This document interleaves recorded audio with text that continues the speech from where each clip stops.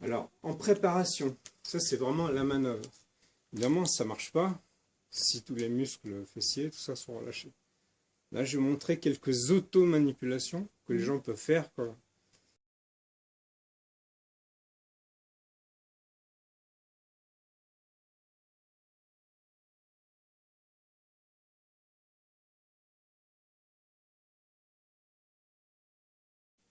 La première, c'est le psoas. Comment relâcher le psoas soi-même.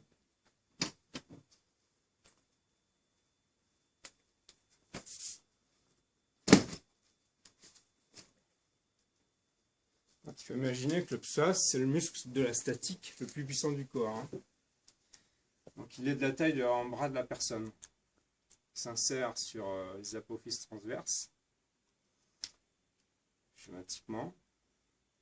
Il rejoint l'os iliaque, c'est un tendon commun. Il va s'insérer sur la cuisse. Donc c'est lui, par exemple chez les sprinters, qui force un maximum. Il n'est pas que statique. Hein.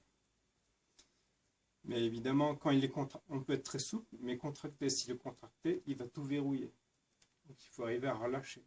Et d'ailleurs, chez certaines personnes, il est tellement contracté que quand ils écartent sur cette bosse, quand ils bougent la jambe, ça fait schlock, schlock, schlock. Donc il faut le relâcher. Donc, la méthode que j'utilise pour le relâcher, on va dire qu'il est comme ça. Je cherche l'os, je tombe dessus, ça fait mal. Si ça fait pas mal, c'est que c'est pas la peine, c'est qu'il n'est pas adhérent. Et je fais faire des petits ronds, touche un maximum de fibres. Pendant plus d'une minute, pour qu'en plus ça fasse tellement mal au cerveau qu'au bout d'une minute, le muscle se relâche. Et au moins, ça décolle déjà quelques fibres. Alors, moi je le fais sur la personne allongée, mais si je dois me le faire tout seul, je serai plutôt semi-assis, voire assis dans mon fauteuil. Je cherche cet os tombé. Alors, il ne faut jamais le faire même la peau hein, chez les gens, hein, sinon ils vont s'abîmer la peau bêtement. Et du coup, on peut aller moins en profondeur sur le muscle. Alors, avec une main, il n'y aura pas cette force. Je durcis mes mains. Je mets ma main par-dessus. Forcer comme ça. Et là, alors au début, ils peuvent bouger comme ça. Et puis, ils font des ronds. Alors moi, je conseille en même temps de respirer comme le Dalai Lama hein, ou dans la syntonisation cardio-respiratoire tissulaire, comme on appelle ça, 6 fois par minute. Par exemple, ils font 2 ronds en inspirant, 2 ronds en soufflant. S'ils respirent 6 fois, ça fait la minute. Donc là, ça va créer une douleur au niveau du cerveau, il va y avoir un réflexe d'échappement et le muscle va se relâcher. Au début quelques minutes, puis quelques heures, et de plus en plus longtemps. Et en même temps, on décolle quelques fibres. Et à la fin de la minute, on tend la jambe, on peut entendre un petit choc, et ça relâche. Si en même temps je voulais tirer le psoas, c'est celui-là. Là, ça l'inhibe, ça le décontracte, et celui-là, ça l'étire. Si j'étais souple, et que je suis capable de ne pas croiser de contracter les abdos, on va pas faire trop difficile. Dans ce cas-là, j'étirerai le psoas comme ça. Bon, là, c'est juste un relâchement du psoas. Tac.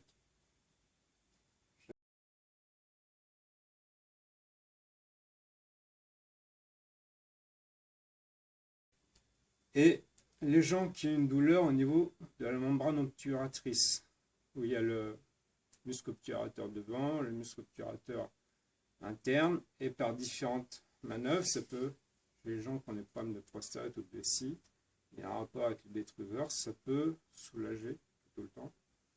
Alors non seulement les douleurs pelviennes, mais même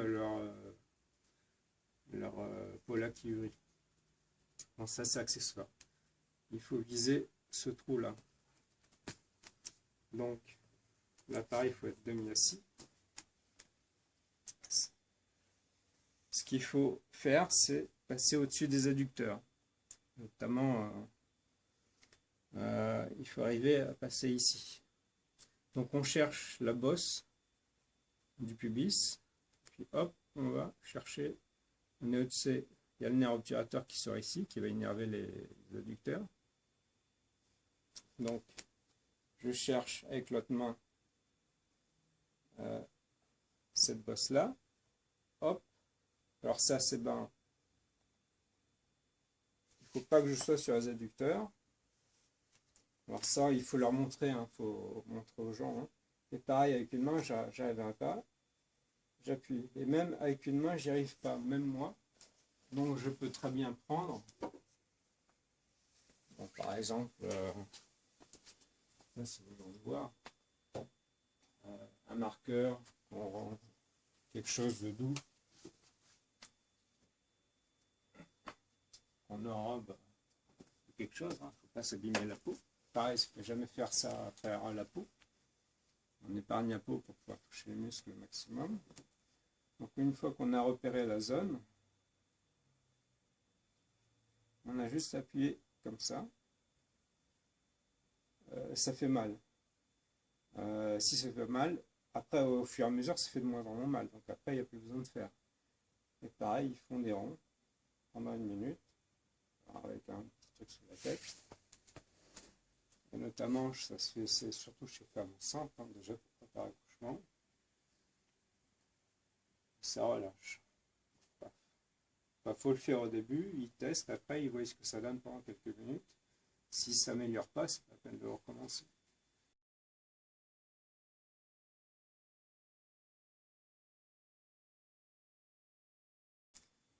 Et pour relâcher tous les muscles fessiers, les pyramidaux, tout ça, pareil s'ils sont tout seuls.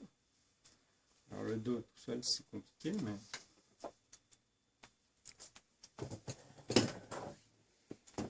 tiens, là on va se mettre là par exemple.